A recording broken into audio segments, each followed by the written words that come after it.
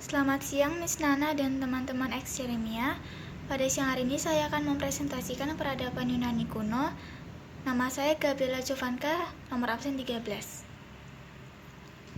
Pertama, kita akan membahas tentang sejarah Yunani kuno. Pada awal tahun 3000 Sila Masehi, di Laut Aegea, tepatnya di Pulau Kreta, telah berkembang sebuah peradaban yang maju yang akan menjadi cikal bakal peradaban Yunani kuno. Peradaban tersebut ialah peradaban Minoa. Pada dasarnya, bangsa Yunani merupakan percampuran darah antara para pendatang dari padang rumput sekitar Laut Kaspia dengan penduduk petani. Bangsa pendatang itu termasuk rumpun bangsa Indo-Jerman yang dikenal dengan nama bangsa Hellas dan terdiri atas berbagai macam suku. Suku-suku pendatang bermigrasi sejak tahun 2000 Sila Masehi. Mereka tidak hanya menempati daratan Yunani, tetapi menyebar sampai ke kepulauan di Laut Aegea dan bahkan ada yang menetap sampai di daerah Asia Barat. Setelah hidup menetap, mereka mendirikan negara-negara kota atau polis. Salah satu peradaban yang pertama kali berkembang ialah peradaban Pulau Kreta atau Minoa. Istilah Yunani kuno ini sendiri sering dipakai untuk menyifatkan peradaban di wilayah penutur bahasa Yunani pada abad kuno. Wilayah yang dimaksud tidak hanya terbatas pada semenanjung Yunani, tetapi juga daerah-daerah lain yang didiami bangsa Yunani.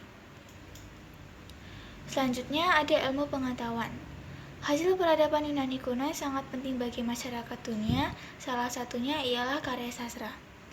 Ada satu karya sastra yang sangat terkenal pada zamannya, yaitu kitab Iliad dan Odysseia. Kedua kitab tersebut ditulis oleh Homerus yang berisi kejadian sejarah Perang Troya. Sampai saat ini, karya sastra kuno tersebut menjadi rujukan penting dalam perkembangan sastra. Dalam bidang ilmu pengetahuan dan filsafat, peradaban Yunani terbilang paling banyak memiliki kontribusi bagi dunia sekarang ini. Pada masa Yunani, lahir filosof dan pemikir terkenal seperti Anaxagoras, Pythagoras, Zeno, Socrates, Plato, Aristoteles, dan Thales.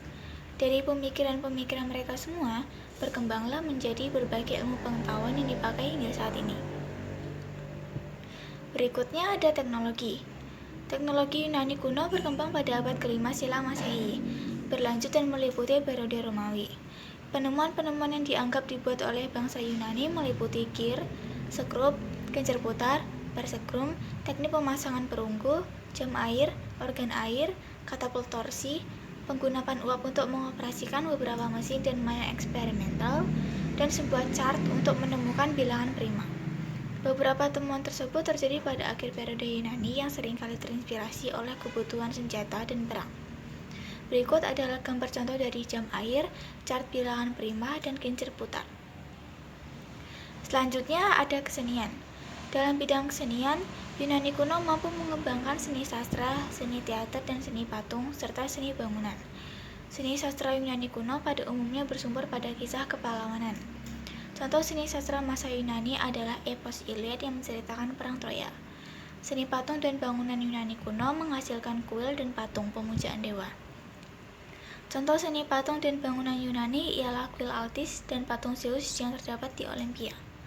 Berikut ialah contoh dari patung Zeus di Olimpia, kuil Altis, dan kitab Iliad. Selanjutnya, ekonomi di peradaban Yunani kuno. Ekonomi masyarakat Yunani terbilang sangat fokus pada sektor perdagangan dan pelayaran karena letaknya strategis di perairan Laut Tengah. Selanjutnya adalah keyakinan. Bangsa Yunani juga menyembah dewa-dewa yang digambarkan sebagai manusia biasa, tetapi lebih sempurna. Dewa tersebut ialah Zeus yang dianggap sebagai para dewa dan bapak semua manusia. Banyak orang Yunani menyembah dewa dan dewi utama, seperti Zeus, Poseidon, Hades, Apollo, Artemis, Aphrodite, Ares, Dionysos, Hephaestus, Athena, Hermes, Demeter, Hestia, dan Hera. Selain dewa, bangsa Yunani juga percaya adanya manusia setengah dewa. Bangsa Yunani juga percaya pada ramalan Delphi. Delphi ialah nama sebuah kota tempat tinggal sejumlah dewa. Bila bangsa Yunani akan melakukan sesuatu yang besar, mereka datang ke Delphi terlebih dahulu untuk memperoleh lamaran. Selanjutnya adalah kehidupan sosial.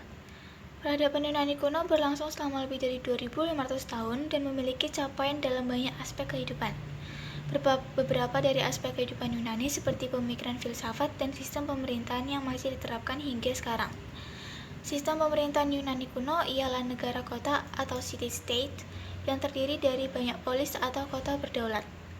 Dalam buku Sejarah Eropa dari Eropa kuno hingga Eropa modern pada tahun 2012, terdapat dua polis yang menjadi representasi polis-polis di Yunani kuno, yaitu polis Sparta dan polis Athena, yang masing-masingnya memiliki ciri-ciri yaitu polis Sparta lebih menjunjung tinggi demokrasi, hak berpikir dan berpendapat dijamin, mengutamakan kebudayaan dan kesenian. Sedangkan polis Athena berciri-ciri lebih bercorak militer, diadakannya wajib militer, mengutamakan kesehatan fisik. Sekian presentasi peradaban Yunani kuno dari saya. Terima kasih.